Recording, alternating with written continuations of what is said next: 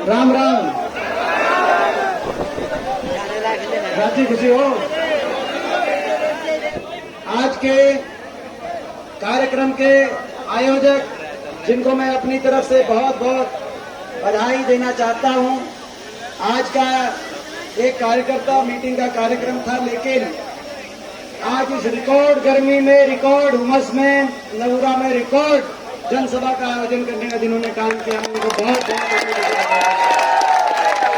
हमारे भाई दिलबाग संडील जी, मेरे पिता तुल्य बुजुर्ग, नौजवान साथी और इतनी बड़ी संख्या में मेरी माताएं, मेरी बहनें, आज का नगुरा में आज का ये जन समूह और आपकी ये जन भावना इस बात का प्रतीक है कि बीजेपी जेजेपी की सरकार, खट्टर सरकार हरियाणा से जा रही है और आपकी सरकार हरियाणा में आ रही है। आगे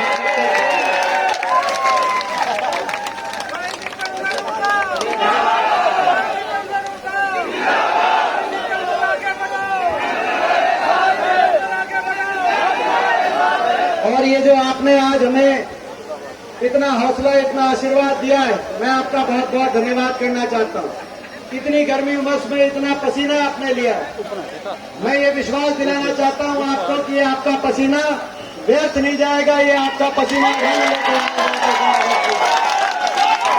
और जो आपने हौसला हमें दिया है, क्योंकि हम लड़ रहे हैं, ऐसी शक्तियों से लड़ रहे हैं जिनको आपने देखा है, इनके पास बहुत कुछ है जिनसे हम लड़ाई लड़ रहे हैं। दिल्ली में इनकी सरकार है, चंडीगढ़ में इनकी सरकार है, बीजेपी इनके पास है, जेजेपी इनके पास है, दो पार्टियां हैं, दो सरकारें हैं, सत्ता बल इनके पास है, धन बल इनके पास है, मीडिया का बल भी इनके पास है। हमारे पास कुछ है तो आपका हौसला है और उस हौसले के आधार पर और उस हौसले से लड़ रहे हैं और आज आपने बहुत हौसला बढ़ाया है। आज हरियाणा में 9.5 साल हो गए इस खट्टर सरकार को। इस खट्टर सरकार ने हरियाणा को विकास की पटरी से उतारने का काम किया। जो सरकार 2014 में बनी थी, 2014 से पहले हरियाणा में कांग्रेस पार्टी की चौधरी भूपेंद्र सिंह हुड्डा जी के नेतृत्व की हुड्डा सरकार थी। उस समय 10 साल जो सरकार रही, तब विकास के विभिन्न मापदंडों में हरियाणा देश में नंबर 1 पे माना जाता था। विकास दर में हम आगे थे, प्रति व्यक्ति आय में देश में नंबर 1 थे, प्रति व्यक्ति निवेश में आगे थे, खिलाड़ियों के सम्मान में देश में हरियाणा का उदाहरण दिया जाता था। किसानों के हकों के फैसले में चाहे 1600 करोड़ के बिजली के बिलों की माफी की बात हो, चाहे कोऑपरेटिव के कर्जे की माफी की बात हो, चाहे गन्ने के, धान के देश में सबसे ज्यादा भाव की बात हो, किसान के हकों के फैसले में हरियाणा देश में आगे था। गरीब की कल्याणकारी योजनाओं की बात हो, 100 गज के प्लॉट की बात हो, बुढ़ापा पेंशन की बात हो, 20 लाख बच्चों को स्कूल में, गरीब के बच्चों को वजीफा देने की बात हो, हरियाणा देश में नंबर 1 पर माना जाता था। आज वो हरियाणा 9.5 साल की इस खट्टर सरकार के बाद विकास दर के मामले में तो हम देश में 16वें नंबर पे, मगर न देश में नंबर 1 बन गए तो दुर्भाग्य से आज बेरोजगारी में देश में नंबर 1। और ये हम नहीं कह रहे, ये केंद्र सरकार बता रही है, मोदी सरकार बता रही है कि खट्टर सरकार ने हरियाणा को बेरोजगारी में देश में नंबर 1 बना दिया। हर घर में एक बेरोजगार नौजवान, कहीं कोई नशे की तरफ, कहीं कोई अपराध की तरफ, कहीं कोई अपना घर बार बेच के विदेश की तरफ। जहां कोचिंग सेंटर होते थे हर शहर के अंदर, आज विदेश में भेजने के केंद्र खुलवा दिए इन्होंने। आज हरियाणा के हर नौजवान को अपना भविष्य अंधकार में दिखाई देता है। इस सरकार ने बेरोजगारी में नंबर 1 बना दिया। ना प्राइवेट, ना कंपनियां आई, ना निवेश हुआ, ना उद्योग लगे, ना सरकारी क्षेत्र में रोजगार। सरकारी क्षेत्र के अंदर या तो रोजगार समाप्त कर दिए गए, बड़े बड़े उद्योगपति घरानों के हवाले सरकारी संपत्तियां कर दी गई, जो रोजगार बचे उनको अस्थायी कर दिया गया। कहीं कौशल निगम के आधार पर कहीं अग्निपथ योजना लेके आए, उसके बाद भी कोई भर्तियां निकली तो भर्ती घोटालों की भेंट चढ़ गई। फिर भी कोई अगर एक आधिकारिक लिस्ट निकली तो उन लिस्टों में हरियाणा के नौजवानों से ज्यादा दूसरे प्रदेशों के नौजवानों का नंबर हरियाणा की लिस्टों के अंदर आया। ऐसी सरकार हरियाणा में बैठी। बेरोजगारी में देश में नंबर 1, महंगाई से हर घर का बजट बिगाड़ दिया। डीजल, पेट्रोल, रसोई गैस का सिलेंडर, स्कूल की फीस, बिजली का बिल, आम आदमी के बस की बात नहीं। 400 रुपए पे सिलेंडर था, कहते थे बहुत हुई महंगाई की मार। अब की बार बीजेपी सरकार बदल गई। सिलेंडर 400 से सस्ता हुआ या 400 से महंगा हुआ, आपकी आत्मा जानती है, हमारी आत्मा जानती है। 1200 का सिलेंडर 3 गुना सिलेंडर पहुंचा। बेरोजगारी और महंगाई के अलावा इस सरकार का अगर तीसरा चेहरा है तो भ्रष्टाचार का चेहरा है। ये सरकार भ्रष्टाचार के आधार पर बनी हुई सरकार, देश में सबसे भ्रष्ट सरकार। अगर देश में भ्रष्टाचार पर नंबर 1 सरकार है तो वो ये खट्टर सरकार है। आपको याद होगा 2019 में लोग नहीं चाहते थे सरकार को दोबारा बनाना, लोग बदलना चाहते थे, लोग दुखी थे इस सरकार से। इन्होंने नारा दिया, बीजेपी ने, खट्टर साहब ने नारा दिया कि अब की बात 75 पार। दूसरी एक जेजेपी पार्टी ने नारा दिया बीजेपी को ईट के करो जमुना पार। दिया था कि नहीं दिया था, मैं आपसे पूछना चाहता हूं। एक कहता था 75 पार, दूसरा कहता था बीजेपी ने करो जमुना पार। इलेक्शन का नतीजा आते ही दोनों बन गए जमा पक्के यार। बन गए कि नहीं बन गए? बना दी ऐसी भ्रष्ट सरकार, पब्लिक कर रही है हाहाकार। इलेक्शन का नतीजा आया, लोगों ने 75 पार की हवा निकाल दी। लोग खट्टर सरकार को दोबारा नहीं बनाना चाहते थे। चंडीगढ़ में सारे मंत्री हार गए, 2 मंत्रियों को छोड़कर 12 मंत्री हार गए। रोहतक से मनीष ग्रोवर हारे, सोनीपत से कविता जैन हारी, नारनौल से कप्तान अभिमन्यु हारे, टोहाना से बीजेपी के अध्यक्ष सुभाष बराला हारे। सारे मंत्री हार गए। लोग इतने दुखी थे, 75 पार के नारे की हवा निकाल दी थी। मेजोरिटी नहीं आई, 10 सीट आ गई जेजेपी पार्टी की। हमने कहा कि हमें समर्थन दो। बीजेपी के खिलाफ लोगों ने आपको वोट दिए, आपका धर्म है, हमारे साथ आओ। दुष्यंत चौटाला आए उचाना, और उचाना आके उसने पूछा, आपके उचाना आके उन्होंने पूछा कि किसका साथ दूं। उचाना के लोगों ने कहा कि भाई किसी का साथ दे देना, लेकिन बीजेपी का साथ ना दे। क्या था कि नहीं क्या था, मैं आपसे पूछा। राजनीति में नैतिकता होनी चाहिए। यहां जहां से जिताया था वहां के लोगों ने कहा कि आप कहीं भी चले जाना मगर बीजेपी के साथ मत जाना। उचाना से जीत गए। उसी दिन, वो दिन मेरे को नहीं भूलता, 2019 का वो दिन, आज से 4 साल पहले वाला दिन। जीत गए और प्रेस कॉन्फ्रेंस कही, कहा भाई जो 5100 पेंशन देगा हम उसका साथ देंगे। 31 विधायक लेके हुड्डा साहब ने, हमने दिल्ली में प्रेस कॉन्फ्रेंस करी। उसके 5 मिनट के बाद कि 5100 पेंशन का वायदा कांग्रेस के घोषणा पत्र में वायदा है, आप हमारे साथ आओ। आपको बीजेपी के खिलाफ वोट मिली है, जमुना पार के नारे पे वोट मिली है, आप हमारे साथ आओ। 1 नवंबर 2019 यानी कि 4 साल पहले हमने कहा कि अगले हफ्ते 5100 पेंशन करने का काम करेंगे और आपको मान सम्मान देने का काम करेंगे। उन्होंने हमने जब ये प्रेस कॉन्फ्रेंस करी, उनकी जींद की प्रेस कॉन्फ्रेंस के बाद, तो उन्होंने जींद से गाड़ी आगे चलाई। गाड़ी जींद से दिल्ली के रास्ते में रोहतक तक, बहादुरगढ़ तक और टीकरी दिल्ली बॉर्डर तक तो गाड़ी ठीक रास्ते पे जाओ थी। दिल्ली के जुकर गाड़ी दिल्ली के भीतर बढ़ते ही दिल्ली की टेढ़ी मेढ़ी गलियों में थिलस्ती गाड़ी बीजेपी के बढ़ने के आगे रुकी। भाई क्या करें? गृह मंत्री के पास चले गए और कह दिया कि जनता के साथ विश्वासघात करते हुए गृह मंत्री को जाकर, केंद्रीय गृह मंत्री को समर्थन का लेटर पकड़ा दिया। कहा कि इस बार 5100 की पेंशन पे समझौता हो गया। मैं पूछना चाहता हूं, सारे बड़े बुजुर्गों से पूछना चाहता हूं कि वो थारी 5100 पेंशन आई या नहीं आई? इससे बड़ा विश्वासघात नहीं हो सकता। राजनीति में नैतिकता होनी चाहिए। आपने पहले अपने मतदाता के साथ विश्वासघात किया, फिर आपने हरियाणा के बड़े बुजुर्गों के साथ विश्वासघात किया। किसान आंदोलन आया तो आपने किसान के साथ विश्वासघात किया। महिला खिलाड़ी जब जंतर मंतर में बैठी तो हमारी बेटियों और खिलाड़ियों के साथ विश्वासघात किया। आपने जितना विश्वासघात करना था, आपके विश्वासघात का घड़ा बढ़ गया है। आने वाले समय में एक विश्वासघात का बदला हरियाणा के लोग वोट की चोट से लेने का काम करेंगे, आज मैं कहना चाहता हूं। और मैं चुनौती देना चाहता हूं, अभी कह रहे थे जयप्रकाश जी कि मुख्यमंत्री जी को कोई सीट नहीं मिल रही। सही बात है, और मैं इनको भी चुनौती देना चाहता हूं, जेजेपी वालों को मैं चुनौती के साथ कहना चाहता हूं, 90 सीट है हरियाणा में, आप पहुंच जाना। आपने जो विश्वासघात किया है, एक भी विधायक जेजेपी का हरियाणा से हरियाणा विधानसभा में हरियाणा की जनता चुनौती देगा। इन्होंने, मैं भ्रष्टाचार की जो बात कह रहा था, 5100 की पेंशन का समझौता नहीं था, भ्रष्टाचार की छूट का समझौता था, हरियाणा को लूटने की छूट का समझौता था। जिस दिन महकमे बटे उसी दिन पता चल गया समझौता किस नाम का था। शराब का महकमा किसके पास गया, एक्साइज का किसके पास गया, पंचायत का किसके पास गया। महकमे बटने के 1 महीने बाद हम क्या बताएं, इन्हीं के विधायक पूरी लिस्ट तो हमारे दौड़े भी नहीं, इनके विधायक दादा गौतम पूरी लिस्ट ले रहे हैं। 1 हफ्ते बाद 1 महीने बाद कह दिया कि भाई खोपर बढ़ गया सरकार में, 1 लाख सारा दिन में लग रहा है। ये स्थिति है। भ्रष्टाचार के समझौते पे सरकार बनी, भ्रष्टाचार के समझौते पे सरकार बनी और आज हरियाणा के नौजवान को बेरोजगारी की गर्त में अपने अपने घर भरने के उद्देश्य से भ्रष्टाचार के, और इसीलिए आपको और हमको लड़ाई लड़नी पड़ेगी।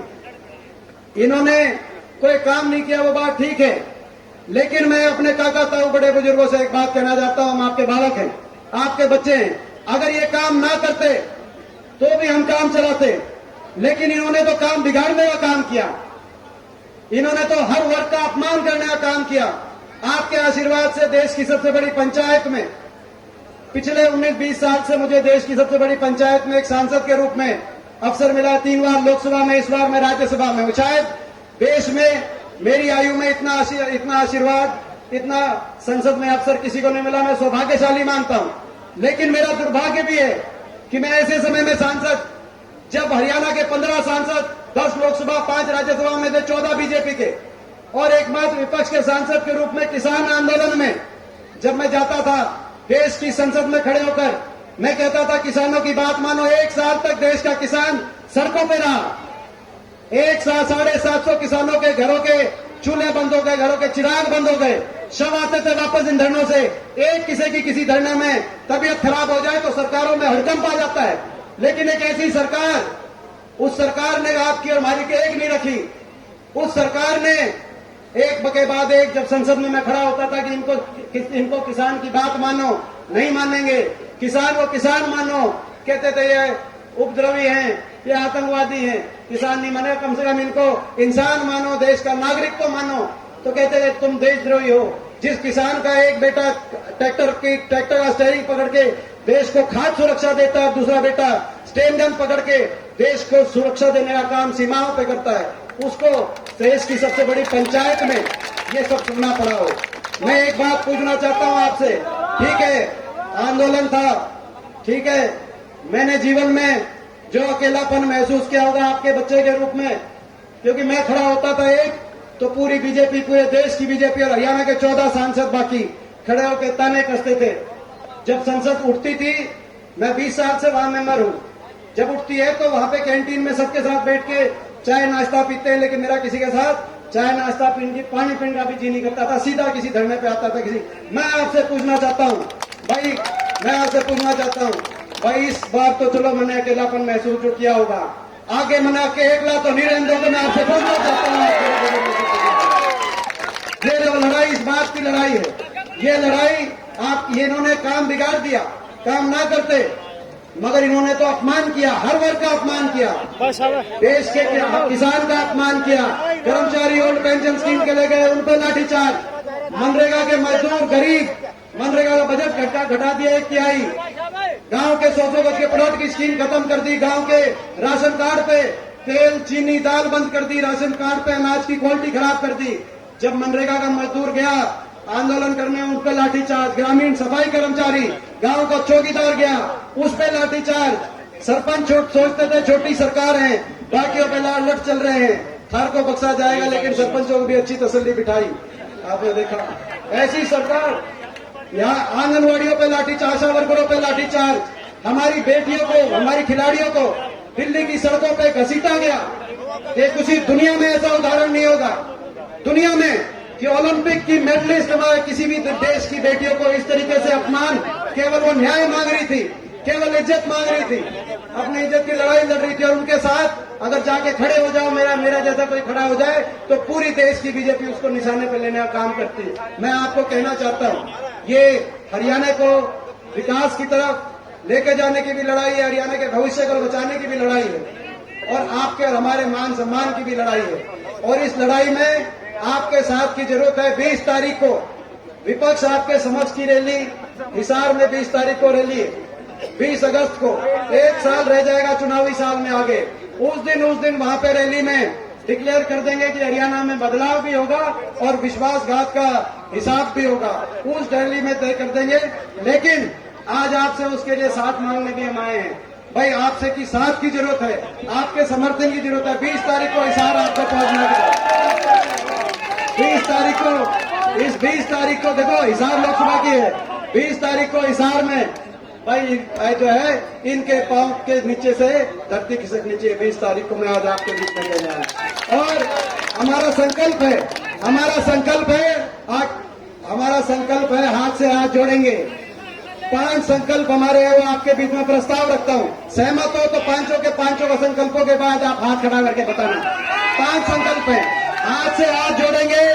हरियाणा के हर हरियाणा के आदमी दूसरे से प्यार, प्रेम और भाईचारे से छत्तीस बिरादरी को, हर वर्ग को, हर धर्म को और भाषा को जोड़ेंगे। आपस में भाईचारा होना चाहिए कि नहीं होना चाहिए? मैं हाथ खड़ा करके भाई हाथ से हाथ जोड़ेंगे। हरियाणा के गरीब को 100 गज के प्लॉट पर 2 कमरे के सरकारी सहायता से, आर्थिक सहायता से, मकान से जोड़ेंगे। हाथ से हाथ जोड़ेंगे, हाथ से हाथ जोड़ेंगे। हरियाणा की महिलाओं को राजस्थान में कांग्रेस सरकार की तर्ज पे हरियाणा की महिलाओं को 500 रुपए में सिलेंडर से जोड़ेंगे। हाथ से हाथ जोड़ेंगे, ये हमारा संकल्प। हाथ से हाथ जोड़ेंगे। हिमाचल प्रदेश में कांग्रेस पार्टी की जो सरकार बनी उसके तर्ज पर हाथ से हाथ जोड़ेंगे। हर परिवार को 300 यूनिट तक फ्री बिजली से जोड़ेंगे। हाथ से हाथ जोड़ेंगे, जो हिमाचल में हमारी सरकार है। और भाई हाथ से हाथ जोड़ेंगे। किसान को एमएसपी की गारंटी से जोड़ेंगे। खिलाड़ी को सम्मान से जोड़ेंगे। नौजवान को रोजगार, जो 2 लाख नौकरी खट्टर सरकार ने खत्म कर दी, उनको बहाल कर उनकी विशेष भर्ती निकालकर नौजवान को रोजगार से जोड़ेंगे। और हाथ से हाथ जोड़ेंगे। हरियाणा के अपने बड़े बुजुर्गों को भी नहीं भूलेंगे जिनके साथ इतना बड़ा धोखा हुआ। हाँ, हरियाणा के हमारा संकल्प है, आपके आशीर्वाद से मौका मिलेगा तो हरियाणा के बड़े बुजुर्गों को देश में डंके की चोट पर छुट्टी बोल के सर्वाधिक 6000 बुढ़ापा पेंशन से जोड़ेंगे। हाथ से हाथ जोड़ेंगे। हरियाणा को इस दलदल से निकालने का काम करेंगे। हमारा ये संकल्प है। अब मेरे को एक बात बताओ, इस संकल्प में अब एक बात, और ओल्ड पेंशन स्कीम से जोड़ेंगे। ये कर्मचारी कोई पड़ गया, मैं इसकी फोटो मत तारी हो। तो अब ये देखो, अब आखिर में एक बात, अब मैं दिल की बात देखो। एक जहां तक अभी कह रहे थे कि जींद की 5 की 5 सीट, ये कह रहे थे। मैं एक बात कहना चाहता हूं, ये भाई ये बात सही है कि भाई जींद की जो 5 की 5 सीट की जो बात है, मगर मैं अपनेपन की एक बात बताता हूं। 2009 में जींद से 5 में से एक भी सीट नहीं आई कांग्रेस पार्टी की। हुड्डा साहब मुख्यमंत्री बने, प्रदेश में हर जिले से एमएलए बने। 2009 में 4 में तो जींद में जीते, 9 में हारे।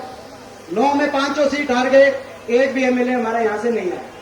हरियाणा के हर जिले से आया। लेकिन मैं एक उदाहरण, एक बात बता रहा हूं, एक दिल की बात। उस समय एक फैसले करने की घड़ी आई कि एक बहुत बड़ा विश्वविद्यालय जो चौधरी रणबीर सिंह हुड्डा के नाम से, स्वर्गीय दादाजी के नाम से बनेगा प्रदेश में कहीं, वो कहां बनेगा? हर जिले के एमएलए कहते थे जी हमारे बनाओ, क्योंकि कई एमएलए के हिसाब से पार्टी और सरकारें चलती हैं कि जी यहां बनाओ, वहां बनाओ। जींद में 75 साल में आई गई सरकारें आई गई थी, इनकी हिस्सेदारी भी हुई, हर पार्टी की सरकारें आई गई, मगर विश्वविद्यालय नहीं था। हरियाणा के दिल में जींद है, और जींद बाकी बड़े बड़े हरियाणा के विश्वविद्यालय अलग अलग, मगर जींद में कोई यूनिवर्सिटी नहीं थी। मगर जब हुड्डा साहब के जो है कलम में जब यूनिवर्सिटी बनाने की बात आई, चौधरी रणबीर सिंह यूनिवर्सिटी एक ही बना सकते हैं, एक बनाने की बात आई, बिना किसी एमएलए के जींद के अंदर चौधरी रणबीर सिंह यूनिवर्सिटी बनाने का काम किया। ये अपनेपन की बात है। अगर मेरे लिए तो अपनापन, और हम सारे रले मिले बैठे। फर्क करता है राजनीतिक आदमी, आपके और हमारे हितों में कोई फर्क नहीं। चोट अगर एक के लगेगी, दर्द दूसरा होगा, सारे रले मिले बैठे। मेरी हो सकता है कि मेरा गांव रोहतक में हो, मेरा गांव रोहतक में हो सकता है कि भाई मेरी मम्मी का गांव सोनीपत का हो, तो हो सके भाई मेरी दादी का गांव डुमरखा भी हो सके भाई। तो रले मिले बैठे हैं, कोई किसी का किधर निकल जाएगा, कोई किधर निकल जाएगा। हम एक हैं, दर्द में भी एक हैं, विकास में भी एक हैं। अगर जो है ये 4 लेन हाईवे पंजाब बॉर्डर से, उसी समय की बात है, मैंने केंद्र में जाकर एक 4 लेन हाईवे मंजूर करा है पंजाब बॉर्डर से लेकर रोहतक तक, और दूसरा रेल की लाइन जो जींद गोहाना सोनीपत वाली रेल की लाइन, ये भालू आ गया। ये हमारा एमएलए भाई भालू, खड़े होकर भालू भालू राम राम करिए रहे भालू। जो एमएलए भालू जो है, ये बाई इलेक्शन हुआ था भाई। और भाई ये एक बार पहले पहले इसकी बता दूं, बाई इलेक्शन हुआ था पीछे, दोनों मिलने के बाद बीजेपी भी थी, जेजेपी भी थी, और इसके जब टिकट आई थी भालू के न्यू कह रहे थे भाई जो तो गाड़ी भी नहीं मोटरसाइकिल पे है। फिर ये हमने कहा था मगर मोटरसाइकिल पे है, मगर सह भालू, वाह भाई सह भालू, इसको यहाँ से जिता के ऊपर खट्टर सरकार के चिपटा देंगे भालू है, ये वो भालू भाई। और वो दूसरा बलबीर वाल्मीकि जी, ये इसराना से बड़े बहुमत से ये प्रतीक है इस बात का कि लोग पहले वाली खट्टर सरकार से कितने दुखी थे। उनके मंत्री थे किशन पवार, मैंने कहा ना भाई सारे मंत्री हारे थे, इनके भी खिलाफ एक मंत्री थे इसराना हल्के से। अगर सरकार को लोग चाहते, खट्टर सरकार को, मंत्रियों को सबसे पहले जिताते, मगर कितने से जीता था भाई बलबीर बताइए भाई? 22,500 वोट से इसराना से, और ईद के ने डबल करवाऊंगे इसकी भाई वोट। तो कहने का मतलब ये जो है, तो ये आज इनकी भी मैं हाजिरी लगवा रहा था, थोड़े लेट आए थे। मैं उम्मीद करता हूं कि आपका आशीर्वाद रहेगा। तो मेरे को एक बात बताओ भाई, ये 5 की बात है भाई, जींद की 5 की जिम्मेदारी लोगे तो एक बार हाथ आगे बताओ, 5 की भाई 5 की जिम्मेदारी तुम लो, और थारे राज बनाने की जिम्मेदारी हम लेते हैं भाई, थारे कोई तसल्ली इस बात में। और जो आपके बच्चों की तरह, आपके जो है भाइयों की तरह, हमारा यही प्रयास रहेगा कि जींद भी विकास का पहिया, जींद में भी घूमे, हरियाणा में भी घूमे, और हरियाणा फिर आगे जाए। आपका बहुत बहुत धन्यवाद। बाकी 20 अगस्त को हिसार, जो 20 अगस्त को हिसार, तुमने भी चलना और हमें भी लाना है। बहुत बहुत धन्यवाद। जय हिंद, जय राम जी की।